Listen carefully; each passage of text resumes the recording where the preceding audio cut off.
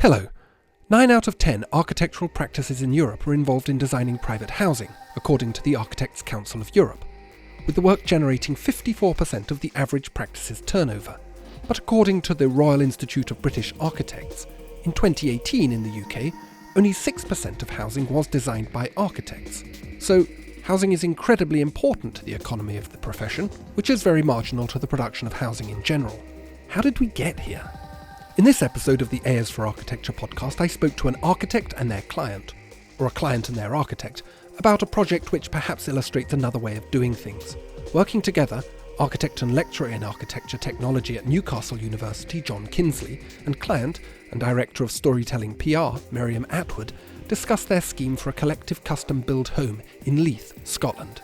It's a good story well told of another image of housing, one which adopts a typology, form, material and technology, and a process of design as relationship, which positions the house in service to the community it is for, and preferences homemaking above moneymakers. As the Bruderhof like to say, another life is possible. A is for Architecture, a podcast about architecture, buildings, urban culture and space. Hello and welcome to another episode of the AS for Architecture podcast. I'm delighted to be talking today to Miriam Attwood and John Kinsley. Miriam, John, thank you so much for speaking with me. It's been a long time in the planning. It has taken a little while, hasn't it? Yeah. What was it, 15 months ago or something like that? Yes, it was, yeah. And things have come and things have gone in the meantime. I would love to know more about it. We're going to be talking about, obviously, your project in Leith. John, you're the architect. Miriam, you are one of the clients. It's a fascinating sounding project, complicated animal, I imagine. So I look forward to finding out more about it. But before we get to that, John, may as well start with you. Would you be so kind as to introduce yourself? Yeah. So thanks very much for inviting me on, Ambrose. It's a pleasure to be here. I run a small practice in Edinburgh, and I also teach at Newcastle University. And one of the key areas of work that I've been involved in my practice is what we call collective custom build, which is what we'll be substantially talking about today. Which is basically where ordinary people, I guess, for want of a better expression, come together and develop their own housing. And that's come out of a long-standing interest in self-build, really, going back to Walter Siegel and being involved in some of the stuff that Walter Siegel did at the Centre for Alternative Technology back in the 80s. Did a self-build there, the very first one that was done after Walter sadly passed away, the first one that they did that Walter wasn't at, and then developing from that, really. Did you spend time at the Centre for Alternative Technologies? On courses there, but not actually as a resident. The self-build courses that they run have been really, really interesting, really good courses. Did you encounter that stuff through your university education, or was that something that you came to later? During, but not through university. So it really wasn't something that was at all kind of mainstream as far as university teaching went. And I'm going back now to 1980s. I was educated at Liverpool University.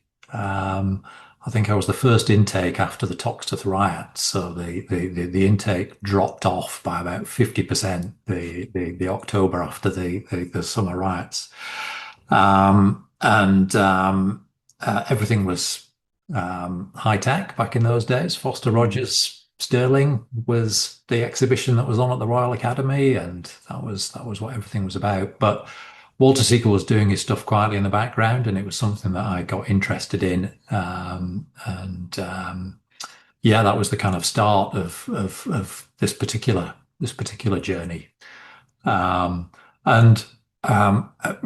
I guess a kind of overriding interest in all things sustainable. So shortly after graduating from Liverpool, I went down to Portsmouth University and did an 18-month master's, which I think was I think it was the second specialist masters in sustainable design, early 90s, 93, 94, I think we're talking. Um, and then off the back of that, that led to me moving up to Scotland and taking a job with RMGM in Scotland, who were doing some quite interesting things around low energy design at the time, working in a multidisciplinary way, which was really, really interesting. And then having got involved with RMGM in Scotland, was sidetracked by this wee project to build a parliament in Scotland for a few years. So that occupied me for 7 years full time on that project. Yeah, because RMJM were the site architects to Morales, weren't they? EMBT. It was a JV, so the project arc the company that took the architectural commission was EMBT RMGM, so it was a JV. So we were involved from the beginning, and EMBT were involved all the way through to construction on site as well. So it wasn't a kind of concept architect hands over a set of drawings, project architect delivers. It was much more integrated than that. It's a wonderful building. Thank you. It's a fantastic building. Yeah, something we're all very, very proud of. But it's a long way from Walter But Siegel. it's a long way from Walter Siegel. Exactly. Yeah. How was sustainability in architecture framed in the early 90s? I think that's a kind of interesting question, because if it's connecting to Walter Siegel, which is, as I understand it, a kind of low carbon but sort of alternative form of domestic architecture, but primarily focused around capacity building and building agency in the communities that it works with. It's a social sustainable more than it's a building sustainable, material sustainable. So how was it kind of framed back then? And have you seen major shifts in the way that it is now? Yeah, I think that's a really good question. I think if we go back to early 90s, first Rio summit was what, 91, 92? Can't quite remember, something around that period. The focus in practice in architecture at that time was very much around energy, and energy in use, and looking at things like natural ventilation, daylighting, shallow floor plate offices, these sorts of ideas.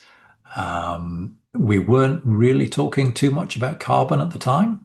Carbon was something that maybe came in a little bit later. We weren't talking a huge amount in those very early days about materials and embodied carbon. I think that started to kind of come in a little bit later.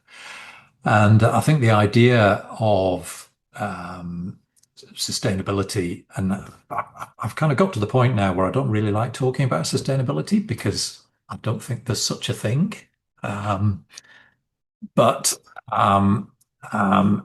think the idea of sustainability is something that's part of a much more kind of connected, holistic approach to the way we live in the world, is something that's perhaps emerged a little bit more recently, and I think certainly from my own personal point of view, I think understanding that there isn't a technical fix to the situation that we find ourselves in, and it's a way of living with the world in an entirely different way, that we need to be thinking about, is something that's emerged out of 30 years of thinking about this and how we deal with it and what we do about things and so on. And in terms of that, how we live in the world, the Walter Siegel approach, the social approach, is very much part of that.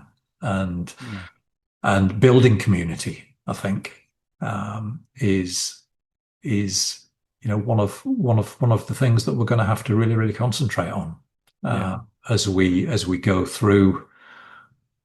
Again, I don't really like using the collapse word particularly, but as we go through the transition where we don't have fossil fuels to use anymore, And we look at how society will need to adapt and change drastically. And building community is what we're going to have to do, you know. Well, thank you for that. It's very interesting. And I do want to come back to this issue around the framing of sustainability, because obviously it's at the heart of your collective custom self-build project that we're going to be talking about today. Mm. And my guess is the differences perhaps between you as an architect and your vision of what constitutes a sustainable architecture, and Miriam, you as a client. So before we do that, Miriam, it's your turn to introduce yourself. Who are you and where'd you come from? To use Cilla Black. We all have links to Liverpool, so I think that's absolutely fine. Yeah, I mean, my introduction is the other end of the scales to John, and I run a arts PR company, and one of the reasons I do that by my very nature is I am fascinated with everything. And one of the great things about being a PR and working in the media is I get to learn about different aspects of a huge range, you know, every topic under the sun for my day-to-day job. And I've always been a projects person. And actually, the beginning of my kind of working relationship and friendship with John was I called to ask him some questions because a pal in the same studio complex as me, and also in Edinburgh, of course, had this idea to build this custom to do this custom build on some land that he'd just bought as part of a pub. And we can go into that in more detail, or we can not. And I spoke to John, and I remember where I was, and I think I was either very pregnant or had a tiny baby. And that baby's 5 in September. So this, you know, we've been trundling on for a while now. And I just got very excited about the idea of this project based on my fascination with everything, and how when I was a little girl, my mum and dad did an extension on their terrace, and I made a scrapbook of everything that happened every single day because they loved it. And these like very working class men just like took this little, I must have been about 8 or 9. I did everything. I mixed cement. I did plastering. I did everything. I laid bricks. I helped trump around in the foundations. I don't know what it was probably they couldn't get rid of me, and my parents were like, well, we know where she is. I can't. My second child has stolen all of my memories, but I think probably 2 or 3 years ago I could have told you the names of all of the guys on that site. So I've just always had a fascination, and my husband's Greek, and they have a very different approach to property. It is not about profit. It's not about ownership. So yeah, the long story short is I've just always had this fascination. John spoke so eloquently and so excitedly about this project. The other residents, some of whom were already good friends that I've been working with kind of since I started my business. And I think there's something very significant that my husband and I felt about the way that we respond to properties, the way we own them. You know, the laws are different in every country, but it's very base level. Greek listeners can write in and correct me, but the way that, for example, you rent a property in Greece is the protections are all with the tenant. So you agree a lease of years. You are not allowed to charge more than you are paying on a mortgage or the cost of the building.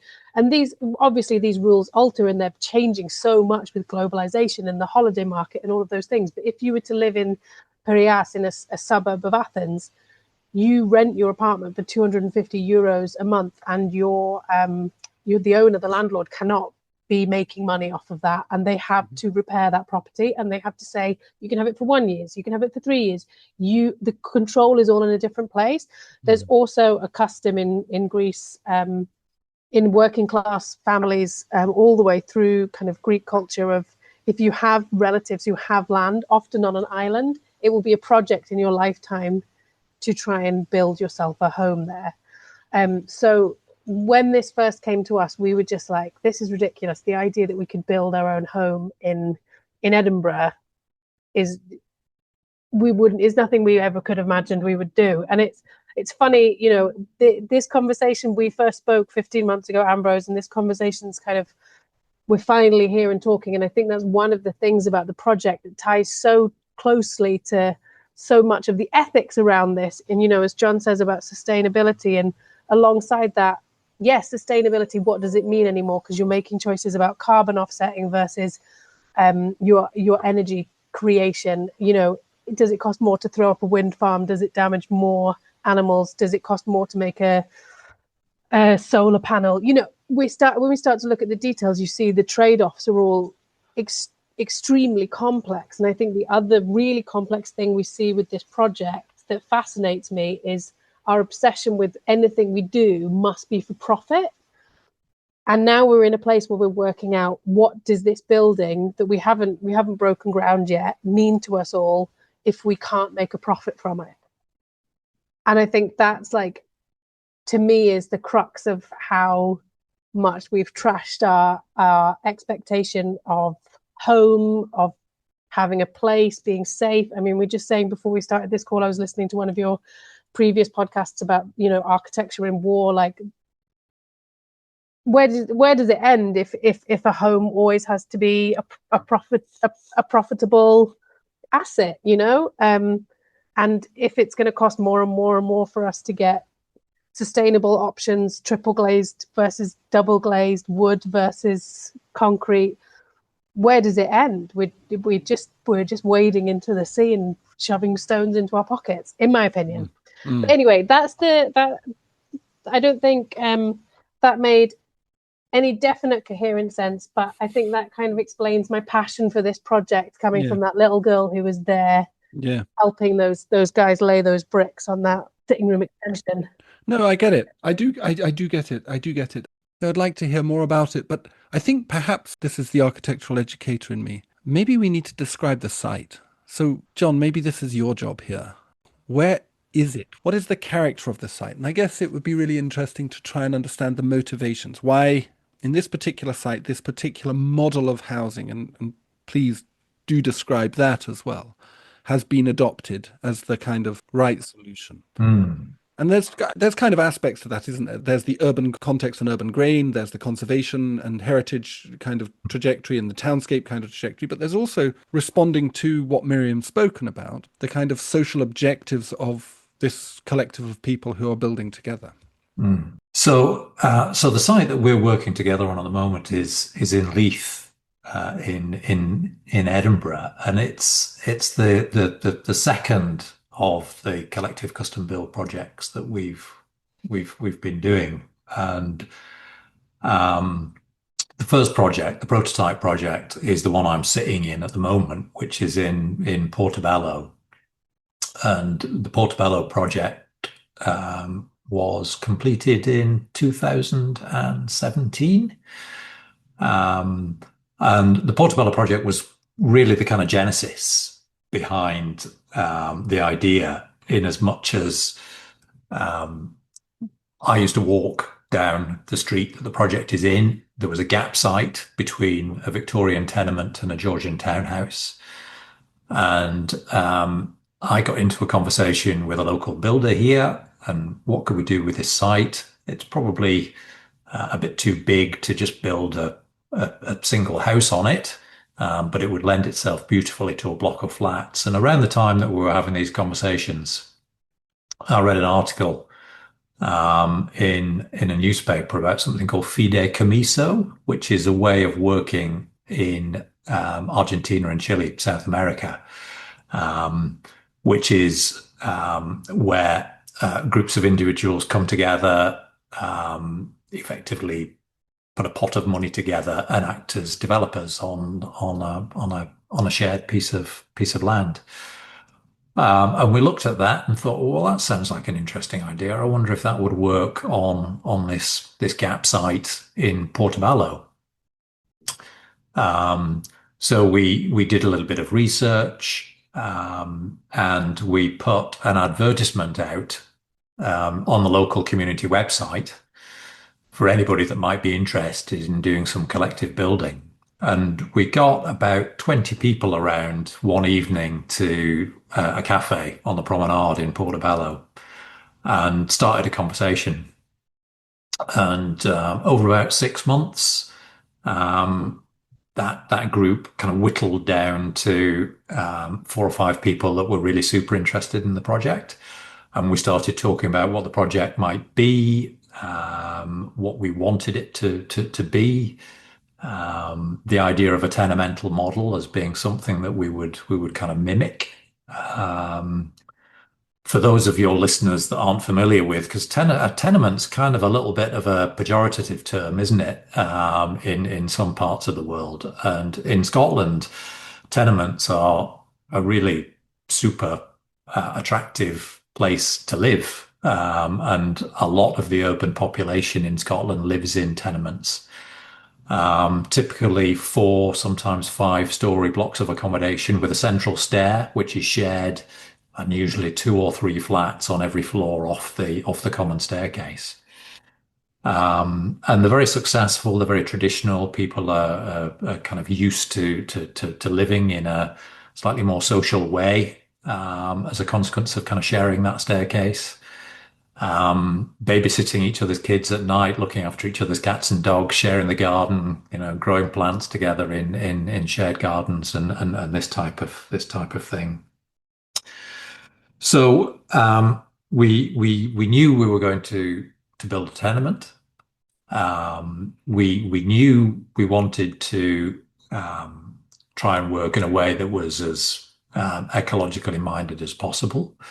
We were quite interested in working with cross-laminated timber as a construction material, which at that point hadn't really been used in Scotland very much at all. I think there were maybe 1 or 2 2-story dwellings that had been made from CLT.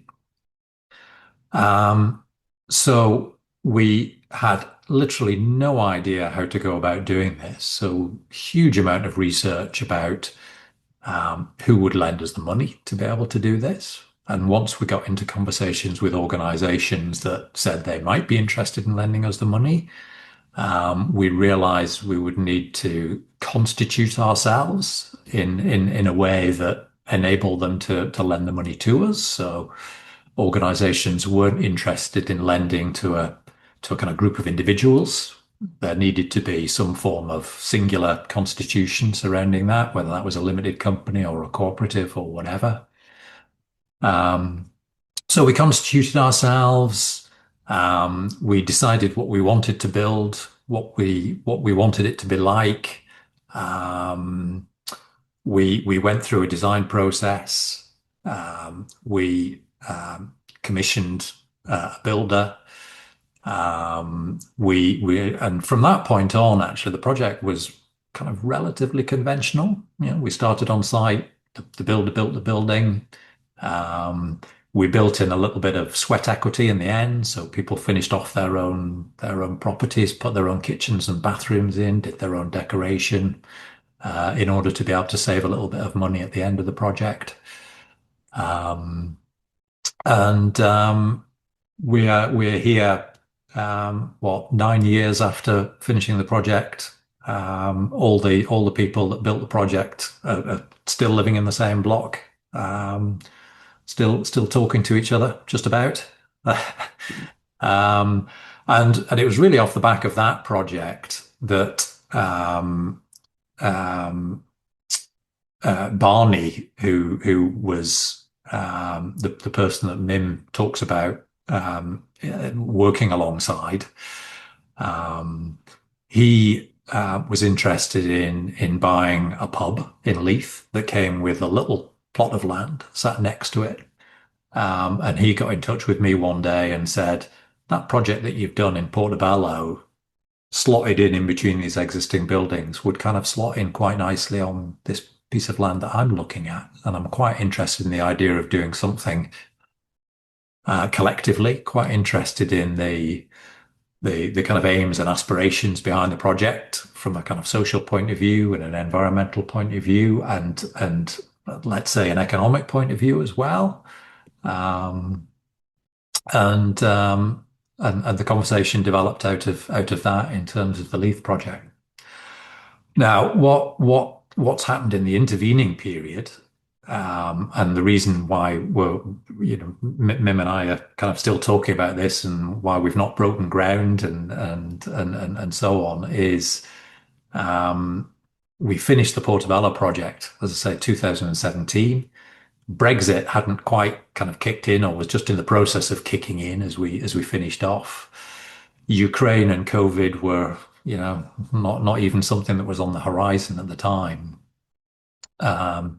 And we built the Portobello project for just over £1,800 a square metre, which was, pretty good price. So the guys that were involved in that project were then sitting on flats that actually, going back to some of the things that Miriam was talking about, wow, I've made a good amount of profit from doing that. So here we are 9 years later, post-Brexit, post-COVID, post-Ukraine, construction prices, we're maybe looking at something in the order of over £3,000 a square metre instead of 1,800. So those economic advantages perhaps aren't quite there to quite the same extent as they were. And I think, that does perhaps focus things a little bit more, as Mim was saying, on some of the kind of social and environmental benefits of doing these projects. So Miriam, you don't come from a tenemental housing background, but like most people who move to Scotland, find it very alluring in the end. When you and your pals, your cohabitees, decided on this, were you convinced by this, or did it take some kind of working out? And if so, what do you see being the benefits of this particular thing for a collective of your sort? Such a good question. I mean, I think there were a few things. One, the idea, so this property is smaller than John's first build, so it's 3 properties, and the first level is to be owned by the pub to extend their indoor space. With us being in Scotland, we did have snow on Easter Day this year, so probably a good idea. So 4 stories, 3 properties, and I think at first we were like, the idea of having 3 properties in a tenement means, I mean, you can't fall out with anyone, but also if you don't fall out with anyone, that is a brilliant wee community. You are going to know everyone. If you're away and some pals are coming to stay for a few nights, or if you need to leave the dog for the afternoon or the cats, or, all of those, suddenly that all shrinks. And I found tenement living in Edinburgh, even as a very, self-obsessed student and then young professional, just getting on with my thing, doing my thing. It would be things like my neighbours run one of the best delis on Easter Road in a flat I used to live with, and they would just drop their keys through the door and they were taking the kids away on holiday and be like, "Can you go in and feed the fish?" There wouldn't be any broader conversation than that. It would just be like, "You're here, you're here," and the trust. There's no work building that trust other than saying hi to each other in the lobby. And then, ironically, during COVID, I think that really shifted again tenement life, maybe to something more like you would see in a Sean O'Casey play, where everyone in the tenement knew each other again, because everyone was having to use the shared garden, everyone was having to hang out their washing and find a way to get out of the house for half an hour, everyone was home.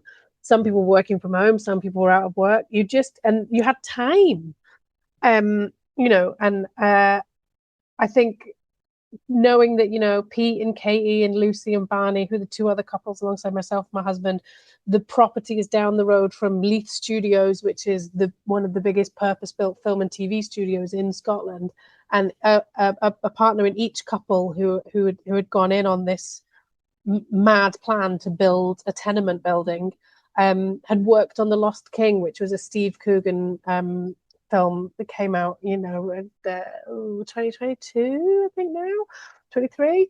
And there was all these just funny little connections, and it just felt, we all just get on. And I think one of the things is we found it really challenging because we have had real setbacks constantly through that. I have had 2 children. Callie was a tiny baby. I think the first proper meeting we had at John's flat,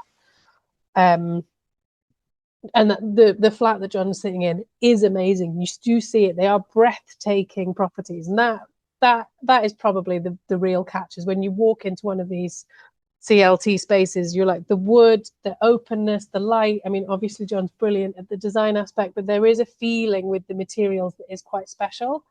Pete and Pete, who also works in kind of housing and building, has relocated back to Australia. Barney's children, I think, have both left home now. So many things have happened. But we still make time to catch up, work out what we need to be doing, decide if we're going to stall for a bit. Barney and I are so lucky that both of our workspaces are within an arts complex on the south side of Edinburgh. So we see each other, we grab each other for a chat, we do that stuff in person. So I think it has always taken a specific kind of people, definitely in our little cult, to like put this together. But yeah, it's the appeal of community without even worrying about a capital C. You realize how much more you can achieve with the sum of everyone's skills and experience. It's an interesting idea, isn't it, that both the physical form of the building, this tenement typology, these hierarchies of privateness that exist within a tenement, the close being sort of private but sort of not private, everybody's, and the back courts being likewise the same. But also then the process of the designing of it. Do you feel like, for example, the use of timber and the use of kind of Walter Siegel-ish like methods has been positively effective on the relationships between not just you as a client group, but also between you and the architect? And do you, John, as the architect, find that these kinds of projects with these kinds of materials, these kinds of typologies, forms, also sort of help you as an architect build closer bonds with your clients? Because I'm kind of interested in the idea that architecture can be effective. Like we approach it, generally speaking, and certainly what you know, John, when you were talking about your career at the beginning, the high-tech thing, that architecture is something that's done to people. Yeah. It's something that kind of stands in the city and you kind of either bow down to it or you don't bow down to it. And very frequently, I don't know if you saw recently that they've just demolished Norman Foster's GLA headquarters in central London. It's 25 years old. So like you build a stupid object, it lasts a while and then you take it down. And instead what you've got, to me it seems, its first and foremost role is the production of a social form. It's a mechanism by which we achieve social form, not the other way around. Is that kind of what you're trying to achieve? I mean, I'll let John answer, but I think the very quick thing to say would be there is a little bit of ego meets altruism where you're like, yeah, but if we build this and it's here for 100 years, that's pretty special. And if we build it out of materials that are able to last and cost less to produce or will require less carbon, going back to the sustainability loop death spiral, there is something pretty special that you're like, we can be part of starting to change the architecture in these spaces. And that fundamentally does feel important to someone who knows nothing about the minutiae of architecture or design, but looks at buildings. It's like, why did we choose to build them this way? Why do we choose to live in them this way? Why are we trapped under a developer building like for like? Maybe there are ways in which, look at Port Sunlight. It's beautiful. I used to live on the Wirral, but those were built for purpose. Those beautiful tenements were, terraces were built for purpose. So I guess there's a little bit of the ego of like, if we pull this off, look at what we're giving to the city. And if we pull it off, then we get to make decisions about how big do we need the bathroom to be for 2 kids, or how do we use this space where we can change, all of those little things all fall into the slot of as well in terms of what it means to us as people more than what it means to a developer as, monopoly money. John? I think if I was listing out the reasons why collective custom build is a good idea, and you'd asked me to list those out when we completed this building, the one I'm sitting in at the moment, I think building a community might have been third or fourth on the list. And I think if you ask me that question today, I think building community would be at the top of that list. I think it's the most important thing that we do in our work today.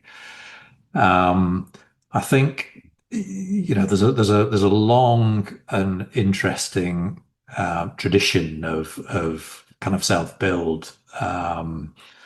I read a book by a guy called John Turner called Freedom to Build, which was written in 1973. It was, yet another of those books about sustainability that came out of the 73 oil crisis, Schumacher and a whole bunch of stuff that all emerged at that time. And he says, if you want good homes, they need to be developed by the people that will live in them. That was 50 years ago. And if you look at the Baugruppen movement in Germany, which is essentially what we've done here and what we're in the process of doing in Leith at the moment, but typically on a slightly larger scale. And something like 10% of all the new homes in Berlin, for example, are built by Baugruppen, which are just groups of people that have come together. But what they've managed to do in Germany is they've rewritten the rules slightly to make it easier for groups of people to come together and buy land. So when a piece of public land goes up for sale, Baugruppen are given first dibs on whether they want to buy it or not before it goes on the open market to developers. So we see much kind of larger developments, groups of Baugruppen which are master planned into settlements and neighborhoods, with all the kind of shared infrastructure that goes along with that. And I mean, if you ask me what my vision would be of a kind of ideal way of working with this in the future,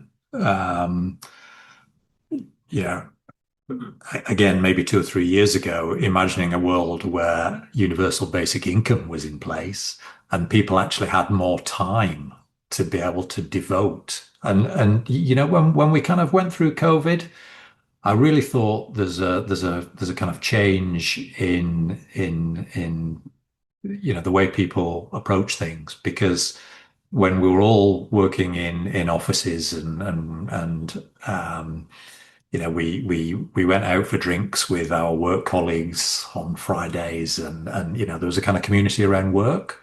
And then COVID happened, and we all kind of re-engaged with our neighbours. Mim was talking about that a few minutes ago about how that worked, and it felt like there was a real opportunity to kind of build those neighbourhoods again and connect people back together again.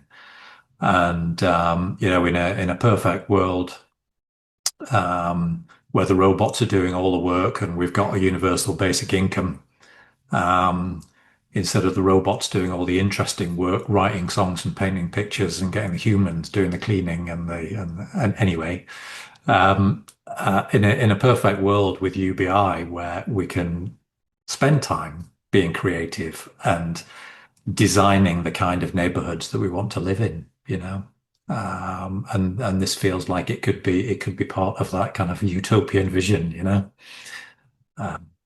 Utopias are very dangerous things, John. I want to come to this point around the sustainability principles, and in my notes to you, I mentioned this idea of, I called it urban ecology. How have these been approached, and how have they shifted over the time that you've developed this? I guess what has come from the client, what has come from Miriam, what has come from John, and that synergy that you've created there, but also how have the local authorities and those relevant bodies enabled or facilitated or impeded this? Particularly, I suppose, around housing and use of things like timber construction, which, as I understand it, has a kind of complicated relationship in terms of regulation, building regulations, particularly around fire. So how have you kind of approached that, and how have you tried to integrate that more into the fabric of the building? I would just say it's John and his expertise, really, and it's nice because then we're welcome to join a conversation with the architect about what his learnings and what he's recently read about how this could work better than that, or this is going to be a new tech that's coming through that might be efficient, or but it's the exciting thing for me as a future resident is really that you've just got access to an expert in their field. And as I was saying right at the beginning, that's what I love about my job, is I get to meet all these experts in their field. So yeah, we really defer to John, and he's very patient if we go, why is solar not a good idea? I think part of the joy for me has been, the kinds of people that are attracted to these kinds of projects are the kinds of people that are interested in innovating and looking at ways of doing things differently and are more open to new approaches and new ideas. Mm. So, the fact that we were going to build the biggest CLT building in Scotland at the time, great, let's do it, Whereas perhaps a more conventional developer client might have been a bit more cautious and a bit more reluctant to perhaps innovate to quite the same degree. But we said when we set out with the Portobello project, this is back in 2013, we weren't going to bring fossil fuels into the building at all. We were going to be all electric. So we were probably quite a bit ahead of things back then. I think the thinking was that maybe as renewables kicked in, electricity might get a little bit cheaper. Ha! Didn't quite get that right. But I think that might be something to do with the same people still owning it all. well, yeah. But some of the things that we have been able to do, I think that work really beautifully from a kind of urban contextual point of view is we've put a garden on the roof, and there's a shared garden on the roof that anybody in the tenement can go up and use. And it's when the sun is out, the 3 days in Scotland when the sun shines, it's 360 degrees, 9 o'clock in the morning until 8 o'clock at night, sunshine when you're up on a roof. Whereas when you're in a garden, you're obviously kind of shaded and so on. We've introduced there's a kind of sedum layer to the roof, which every May is just full of about 10,000 bees, literally bees every 2 inches, absolutely jam-packed with bees, and it's a real kind of pleasure to see things like that happen. And it's such a joy to work with a group of individuals that want to push the boundaries a little bit. I think from an architectural point of view, it puts the architect very much at the center of the process, which is where the architect kind of should be, traditionally where the architect has been. And it feels like we've lost a little bit of that over the years with design and build and different forms of procurement, and being back at the center of that process again feels like a really, really good place to be and a really enjoyable place to be, and a place where we can be the best architect that we can be for the clients that we're working with and the people that we're working with, So one last question. You've mentioned and you've talked a little bit about the bumps in the road. Mm. And they are myriad, I would have thought, and not finished yet. Mm. And it sounds complicated, and it's a lot less easy than buying a nice volume house builders thing, probably, although that would probably break your heart. What lessons, I guess, have you learned? What are the risks that people should take into account? Because I'm with you on this. I think that this is the way forward. I too was inspired by Walter Siegel. I too have always kind of longed for the opportunity for that economical, collective, intentional community kind of approach to housing. What are the lessons that you've learned, principal lessons that you've learned that you think might be more broadly applicable to other folk who might be looking at this in other places, in the UK, more broadly, globally? Miriam, from your perspective, I think this might be the most key thing.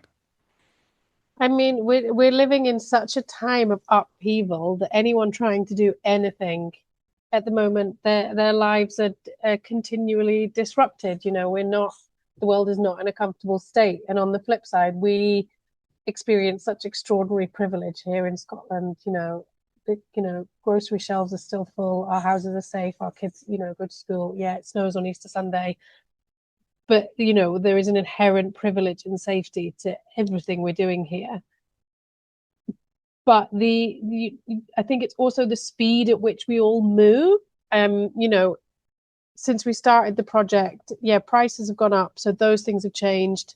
One of the future residents has relocated back to Australia, so now we've kind of switched things around. So planning to build the ground floor of the pub, Barney, who is the initial idiot behind all of this, who's pulled us all into this huge mess, is still going to own the first floor, and we're looking at options where the two couples, one of whom now have two small children, which is myself, and the guys in Australia will own one of the properties, and we need to find someone to come in and help us finish the project, and put money where their mouth is. And then we're in this funny place where, because of the way in which building in the UK works, and again, I'm really not an expert on this, it is really just what I see on the surface, which is just, but I think we all know it, it's throw them up, and it, depending on what the use of the property is going to be, how cheap can we throw them up is the question. Is it going to be social housing, and are the council going to be nagging us to fix it for 20 years? Okay, we'll do a slightly better job. Is it university buildings, and are the regulations different? We'll do a terrible job. Is it going to be housing for, on a bit of floodplain? Right, well, we need to try and maybe make sure that it doesn't flood for a little while, but we'll still, throw it up and the door handles will be coming off within 3 months. I mean, I am being very facetious, but I think the thing that complicates it is we exist in a world where we don't prioritize what's good for us in lots of ways, and that's kind of a choice that as individuals we have to try and find ways to wheedle through. I said at the top, what is a home if it's all about profit? None of us would have been annoyed if we'd managed to get this project off the ground and we're already living in those properties and they were worth 50, 60, 70,000 pounds more than the money we put in, would we? We would be absolutely delighted, but we also wouldn't be moving out to Selden to get that money back. We'd be like, this is our home. We've made specific choices about how we want to live here. My thing was, I was concerned, what are we going to do with the dog? We're still going to have to take the dog up to Leith Links for a walk. But then I was like, but then on a sunny evening, I can know the kids are asleep downstairs and I can go and have a glass of wine in the 7 p.m. sunshine in central Leith. These little choices that make our ridiculously hectic lives so much more enjoyable, which is still important, even though, again, it is an extraordinary privilege. And I think that's the kind of crux of it. Some things have been straightforward questions. Do we need to renew planning? Do we need to jump through more hoops than the developer? We happen to also be opposite a piece of land that is being developed by one of the big lads, and there are rules that seem to apply to us that don't seem to apply to them.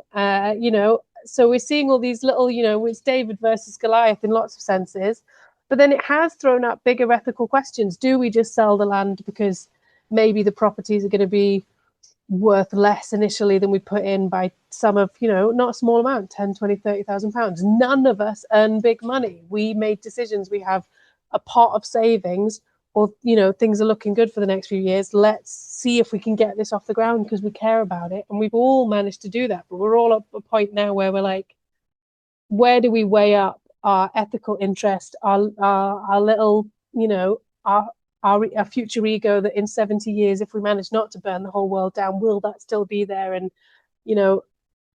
I'll be in a retirement home if I'm lucky on the other side of Leith Links. It throws up all of these different questions that are very fundamental, I think, to the way we live.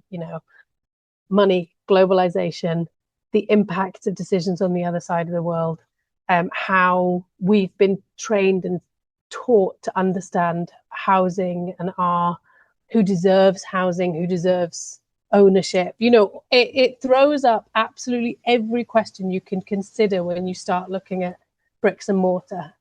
And I think that's the thing that's really is really overwhelming. But also the great thing is we have continued to talk about it as a group, and I still believe we're going to do it. We're going to get the buildings up. I remember right at the beginning of the process, John saying it was tough in Portobello, and one of the guys who owns one of the properties there said to Barney, he also happens to have a studio in the same space as us in Edinburgh, and he was very much like, oh yeah, things went wrong all the time. And I do think we're definitely winning on things going wrong. But if we can find a few more people that are as daft to us and care about the future possibilities for this property, or on the flip side, maybe we will park it in 10 years, we'll buy some land, things will look easier, and we'll do another project. I don't know. But it gets quite existential quite quickly, I think, when you're looking at homes and large amounts of money and, not being parented through the process. John knows so much more than us, but he always lends advice or tells us this is what I'm doing in the process. It's a whole. It's not the way we've been trained to do things, I guess, is the main thing I would take from it. Yeah, it's interesting just listening to you talk and the passion that you show for it. It's really interesting the way that people, when you talk about house or you talk about homes, it does get people really very deeply in their souls in a way. And I think that that's a really wonderful thing, that this process of kind of designing and building this house has really enhanced that.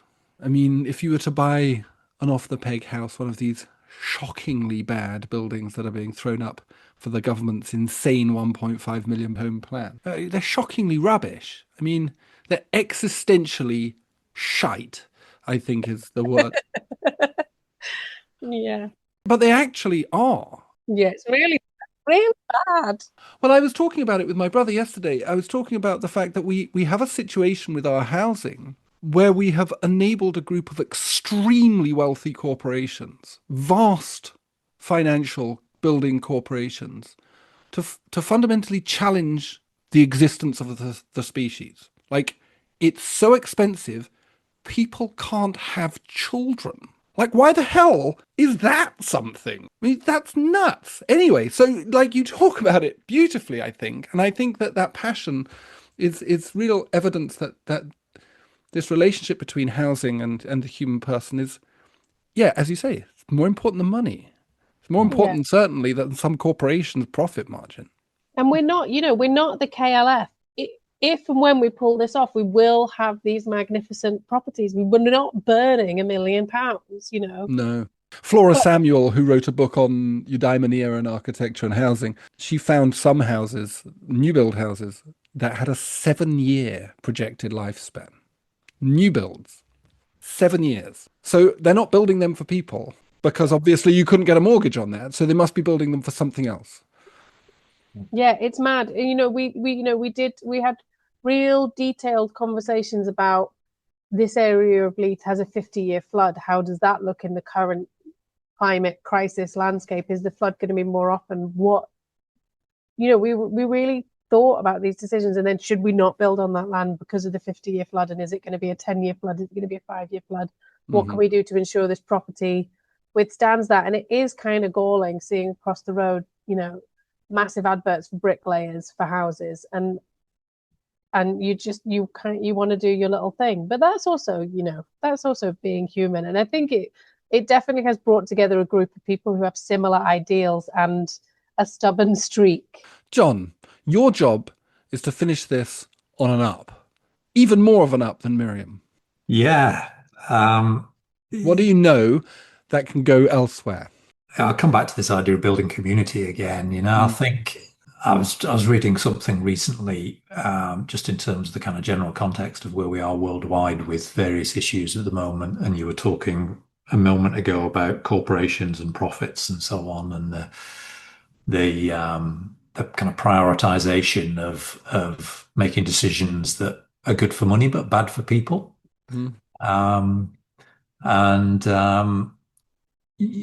Yeah, I think that will change. I think we are moving towards some really, really fundamental shifts in the way we live on the planet. And I think that will mean working locally in communities together, with locally sourced materials, building in ways that are more resilient. And I think starting to learn those skills now, so we're ready for when the transition happens, is is a good thing inherently. And maybe those ideas. My wife and I are just back from a cycling tour up in the hill towns in the mountains north of Alicante and Benidorm, above the kind of Costa Blanca in Spain. And the hill towns up there are stunningly beautiful. Houses clinging to the sides of the mountains. But it struck me cycling around there that so much of those towns that we look at and we admire have been developed collectively and in kind of vernacular ways and by people coming together and doing things together with no sight or sound of a corporation anywhere near it, and they've produced these things that are incredibly beautiful, have been there for years and years and years, that work. Mm. We need to find ways of moving back to that again, I agree. And this is a tiny little step in that direction.